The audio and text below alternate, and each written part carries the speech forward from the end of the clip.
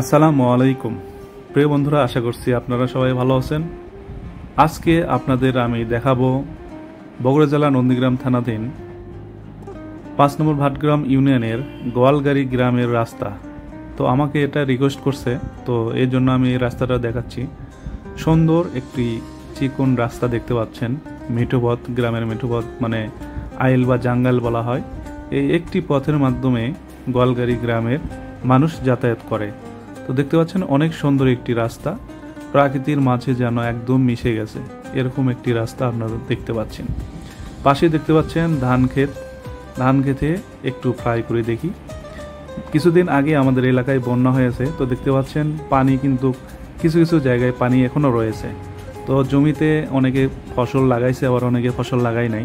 তো মাঠটা অসাধারণ লাগছে, আপনারা দেখতেই বুঝতে পারতেছেন। আপনাদের কেমন লাগছে অবশ্যই কমেন্ট করে জানাবেন। দেখুন সুন্দর একটি মাঠ এবং মাঠে পর্যাপ্ত পরিমাণ পানি রয়েছে। তো দেখতে পাচ্ছেন এখানে একজন কৃষক মাঠে কাজ করতেছে, তো আমি তার উপরে নিয়ে গেলাম। তিনি দেখে তো মহা খুশি হয়ে গেলেন ড্রোন দেখে। তো আসলেই নতুন জিনিস দেখলে অনেকের ভালো লাগে, তার মধ্যে গ্রাম অঞ্চল। তো দেখতে পাচ্ছেন তিনি দাঁড়িয়ে আছেন, অবাকভাবে দেখতেছেন এবং এনজয় করতেছেন। তো এখানে একটি বালক দেখতে পাচ্ছেন, ছোট্ট বালক, সেও দেখে খুব মজা পাচ্ছে। তো এইতে দেখতে পাচ্ছেন মিঠু পথ ধরে আবার আমি ফিরে আসতেছি আমার ড্রোন নিয়ে। তো এখানে অনেকে বসেছিল, সবাই উপভোগ করতেছিল। সামনে একটা সিনারি দেখুন, রাস্তার ভিউটা অসাধারণ চলে আসছে। তো এই ছিল গোয়ালগাড়ির রাস্তার ভিডিও।